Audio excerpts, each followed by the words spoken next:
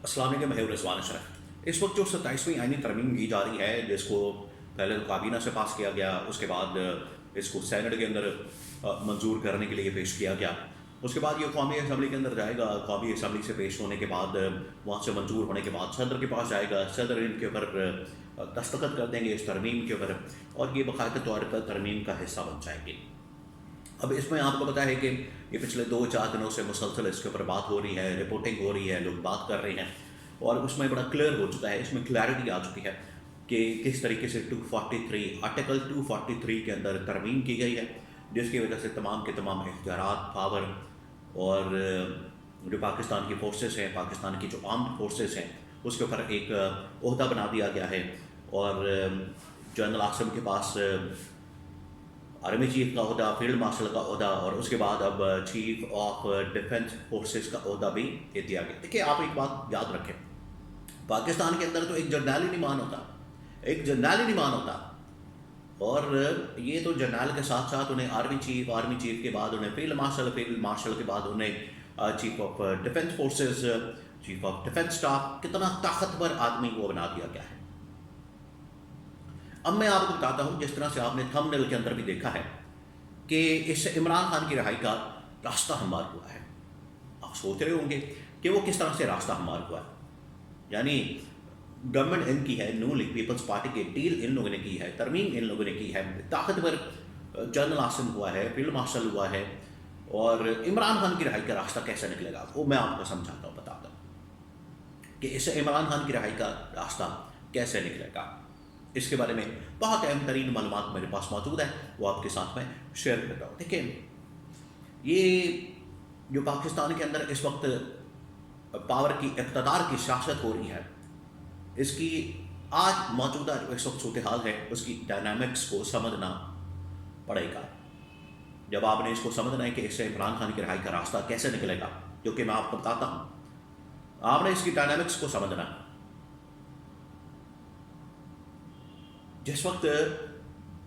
یہ London plan تیار ہو رہا تھا، آپ یاد کریں، عمران خان بھی کئی مرتبہ اس کا ذکر کر چکا ہے، اور پاکستان کے اندر یہ بات زبان زد عام ہے، ہر ایک کو پتہ ہے، پاکستان کا بچہ جانتا ہے کہ ایک لندن پلان بنا تھا، اور اسی کے اندر ہی یہ طے پایا تھا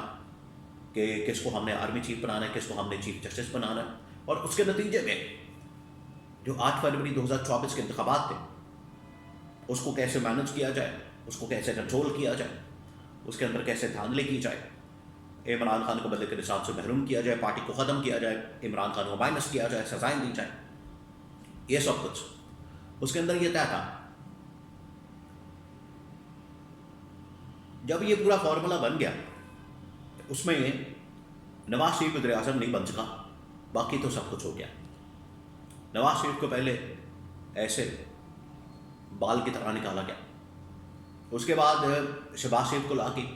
ان کو 2/3 میجورٹی دلوائی گئی، مخصوص نشستیں دلوائی گئی، اور جو ٹوٹل ان کی 10 سیٹیں تھیں، ان کو 250 سیٹیں کر کے دی گئی۔ اب آپ اس بات کو سمجھیں کہ کس مقصد کے لیے کیا جا رہا ہے۔ ان کو 250 سیٹیں، 250 تقریباً 225-30 سیٹیں کر کے دی گئی۔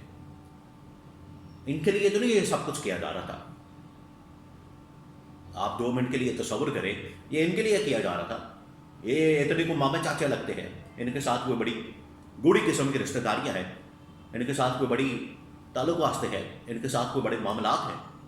یا انہوں نے بہت بڑا احسان کر دیا ہے، یا انہوں نے کوئی بہت بڑا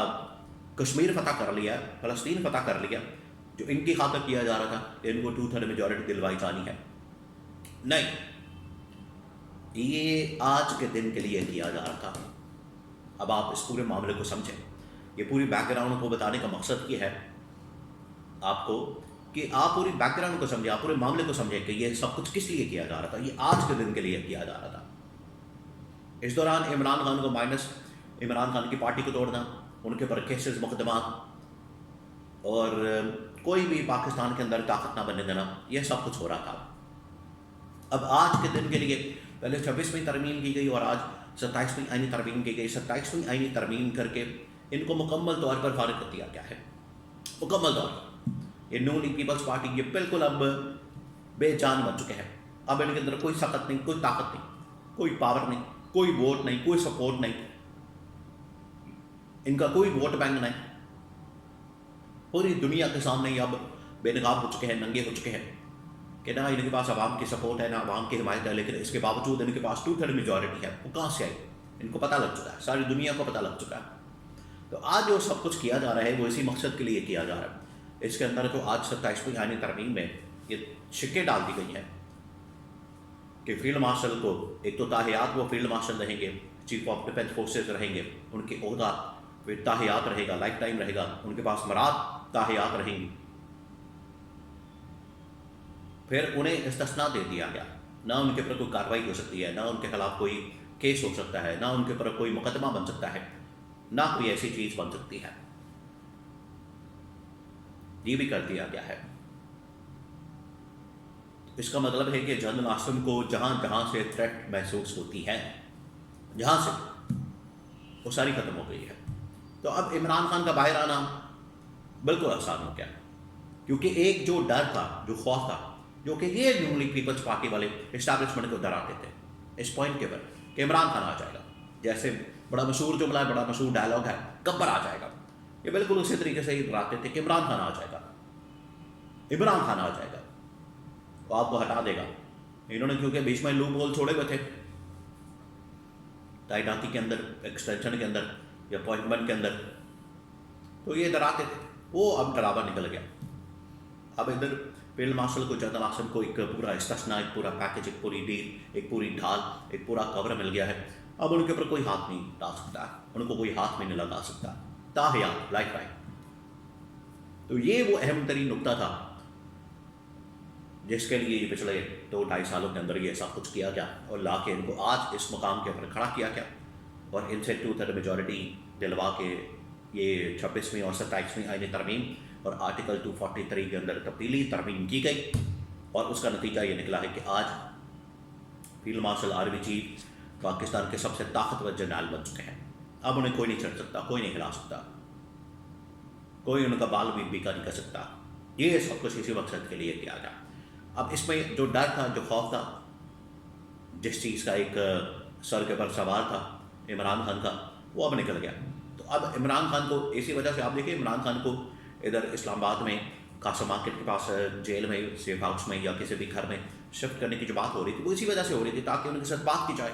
ان کے ساتھ مذاکرات کیے جائے, اور انہیں باہر نکالا جائے. اور اب انہیں اگر اقتدار بھی مل جاتا ہے تو وہ کم از کم فیلڈ مارشل کے اوپر ہاتھ نہیں ڈال سکتے. یہ تھا وہ مقصد جس سے عمران خان کی رہائی کا راستہ ہموار ہو گیا, اور یہ فارغ ہونے والے ہیں.